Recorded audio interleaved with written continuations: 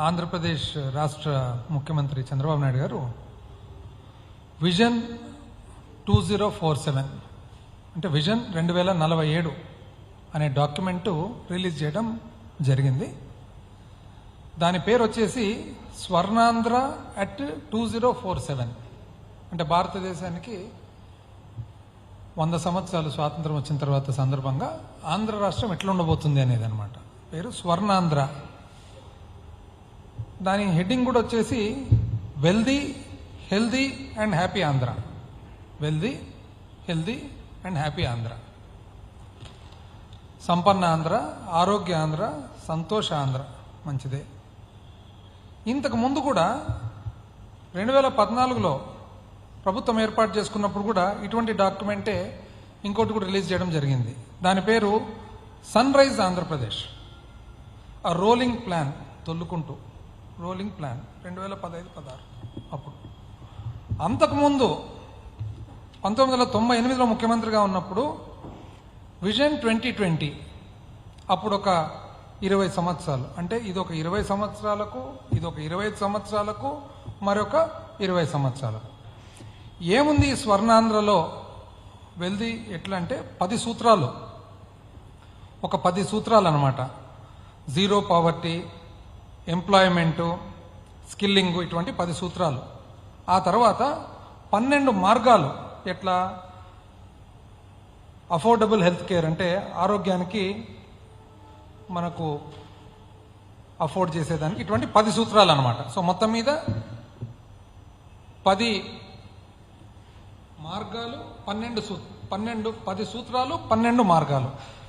ఇంతకుముందు వచ్చేసి sunrise Andhra rolling plan, అందులో వచ్చేసి ఏమేమి దీంట్లో 7 మిషన్లు, 5 గ్రిడ్లు, 5 క్యాంపెయిన్లు. అంటే 7 కార్యక్రమాలు. ఏది? ప్రైమరీ సెక్టరు, ఇండస్ట్రియల్ సెక్టరు, అదేవిధంగా 5 క్యాంపెయిన్లు, ప్రచారాలు. అవేమవి? బడి పిలుస్తుంది, పేదరికంపై గెలుపు. ఆ తర్వాత 5 గ్రిడ్లు అనమాట. Water grid, power grid. So 7, 5, 5. అంతకుముందు విజన్ 2020 అప్పుడు ఎన్ని? 19 గ్రోత్ ఇంజన్లు. అంటే ఇవన్నీ కూడా ఎట్లా సాధిస్తామంటే దానికి మార్గాలు, సూత్రాలు, గ్రిడ్లు, వివిధ పద్ధతులు. ఏమేమి? 19 ప్రాథమిక అభివృద్ధి ఇంజన్లు. ఏంటివి అవి? వ్యవసాయము, మన పరిశ్రమ, సర్వీసెస్. 19 అన్నమాట. అయితే ఈ 3కి ఇంకా మదర్ ఉందన్నమాట, అంటే తల్లి. ఈ 3 విజన్స్కు తల్లి. ఆ తల్లి ఏమి? మనసులో మాట. మనసులో మాట అని చెప్పి తను రాసిన ఒక పుస్తకం. తన మనసులో ఉండే మాట తను రాసిన ఒక పుస్తకం అనమాట. ఇది తల్లి. అంటే ఇక్కడ నుంచి విజన్ 2020 నుంచి మళ్ళా sunrise Andhra, sunrise Andhra నుంచి స్వర్ణాంధ్ర. నాకు అర్థం కానిది ఏమంటే, సింపుల్గా ఒక సామాన్య మానవుడు ఏం కోరుకుంటారు? 20 సంవత్సరాల తర్వాత, 25 సంవత్సరాల తర్వాత, 30 సంవత్సరాల తర్వాత ఇది కోరుకుంటారా? లేదా అయ్యా నిన్ను గెలిపించుకునేది 5 సంవత్సరాల కోసము, 5 సంవత్సరాలకు మీరు ఏం పరిపాలన ఇవ్వబోతున్నారని చెప్పి కోరుకుంటారా? ఇప్పుడు ఒక సామాన్య మానవుడు హైదరాబాద్ నుంచి సికింద్రాబాద్ పోయేదానికి ఒక ట్యాక్సీ తీసుకుంటాడు. ఏమని కోరుకుంటాడు? సికింద్రాబాద్కు ఎన్ని కిలోమీటర్లు అవుతుంది, సికింద్రాబాద్కు ఎంత సమయంలో చేరగలుగుతామని. అంతేగాని ఒకవేళ డ్రైవరు ప్యాసింజర్ను ముంబైకి అయితే ఇంత టైం పడుతుంది, చెన్నైకి అయితే ఇంత టైం పడుతుంది, ఢిల్లీకి ఇంత టైం పడుతుందంటే ప్యాసింజర్ ఏమంటారంటే నాకు ముంబై, చెన్నై, ఢిల్లీ ఎందుకు సార్, నాకు సికింద్రాబాద్ వరకు చెప్పు సార్ అంటారు. అంతేనా? మళ్ళీ ఇదైతే మాకు అర్థమే కాలే. ఇది మనకు మ్యాండేట్ ఎంత ఇచ్చినారు? మ్యాండేట్ మనకి ఇచ్చినది పబ్లిక్ 5 సంవత్సరాల కోసం. అయితే ఇప్పుడు ఒక గ్రామ పంచాయతీ సర్పంచ్ ఉంటాడు. సర్పంచ్గా ఎన్నికైన తర్వాత 5 సంవత్సరాల లోపల ఆ ఊరికి నేను ఈ ట్యాంక్ కట్టాలనుకున్నాను, ఈ బడి కట్టాలనుకున్నాను, ఈ బడి అప్గ్రేడ్ చేయాలనుకున్నాను, ఈ కాలువలు వేయాలనుకున్నాను అంటాడు. కానీ 30 సంవత్సరాల తర్వాత ఇక్కడ రైల్వే లైన్ రాబోతుంది, 20 సంవత్సరాలకు పెద్ద బస్ జంక్షన్ అవుతుంది. ఎందుకని? ఒక ఎమ్మెల్యేగా ఎన్నికైన తర్వాత 5 సంవత్సరాలు నా నియోజకవర్గానికి ఏం చేయాలనుకున్నాను అంటారు. కానీ ఆ ఎమ్మెల్యే 25 సంవత్సరాల తర్వాత ఇక్కడ ఎయిర్పోర్ట్ రాబోతుందంటే పబ్లిక్ ఏమంటారు? ఒక ఎంపీ 5 సంవత్సరాలకు నా నియోజకవర్గానికి ఇది అభివృద్ధి చేయాలనుకుంటారు, కానీ ఇక్కడ త్వరలోనే పోర్టు రాబోతుంది అంటే నాకెందుకు సార్ ఇవన్నీ అంటారు, అంతేనా? మళ్ళీ ఎందుకో కానీ ప్రతిసారి, ఎందుకంటే ఒకసారి కాదు, ఇది 2020 సన్ రైజు, స్వర్ణాంధ్ర.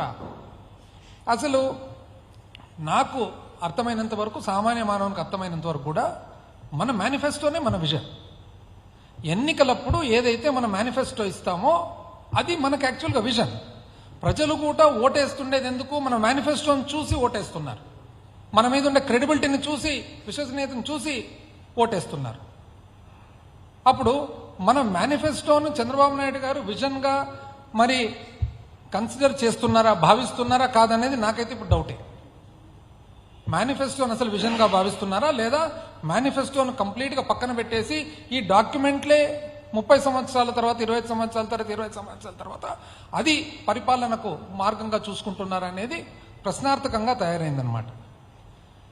ఇప్పుడు ఒకవేళ మేనిఫెస్టోనే ఒకవేళ మనం తీసుకున్నట్లయితే మరి 2024 ఎన్నికలు జరగడానికి ప్రధానమైన కారణము చంద్రబాబు నాయుడు గారు కూటమి. యాక్చువల్గా కూటమి గెలిచేదానికి ప్రధానమైన కారణం ఏమి?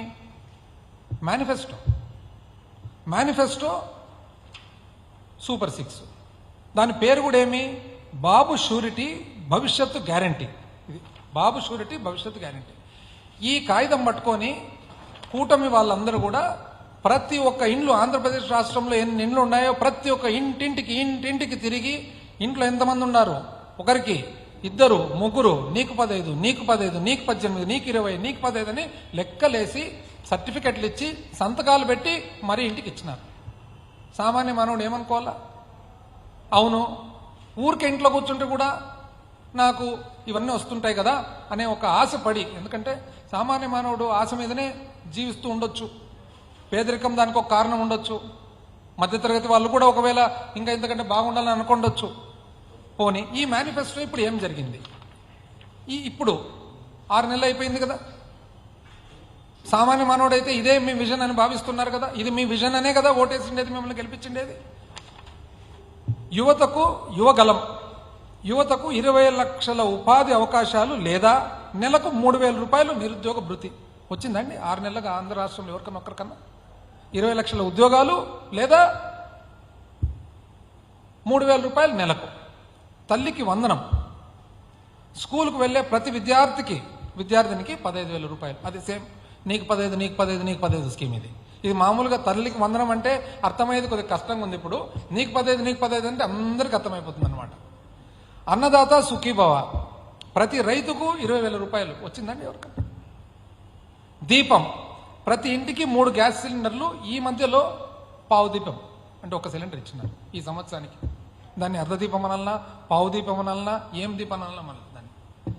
ఆడబిడ్డ నిధి, ప్రతి మహిళకి 1,500 రూపాయలు నెలకు, అంటే 18,000. అందుకనే నీకు 15, నీకు 15 వీడియోలో నీకు 15, నీకు 15 చూసిన తర్వాత ఒక పెద్ద అమ్మాయి వస్తే, నువ్వు కదమ్మా నువ్వు బడికి పోవడం లేదా, నీకు 18. ఎందుకు 18 అంటే 1,500 × 12 కాబట్టి. ఉచిత బస్సు, మహిళలకు బస్సు ప్రయాణం అంటే ఎక్కడి నుంచి ఎక్కడికైనా కానీ, శ్రీకాళహస్తి నుంచి ఇచ్చాపురం పోవచ్చు, ఇచ్చాపురం నుంచి గుంటూరుకు రావచ్చు, గుంటూరు నుంచి నెల్లూరుకు పోవచ్చు, ఫ్రీ బస్ ప్రయాణం వచ్చిందండి ఎవరికన్నా. పోనీ దీనికి కేటాయింపులు ఏమన్నా చేసినారా? ఎందుకంటే ఇవన్నీ కూడా చేయాలనంటే సుమారైన డబ్బులు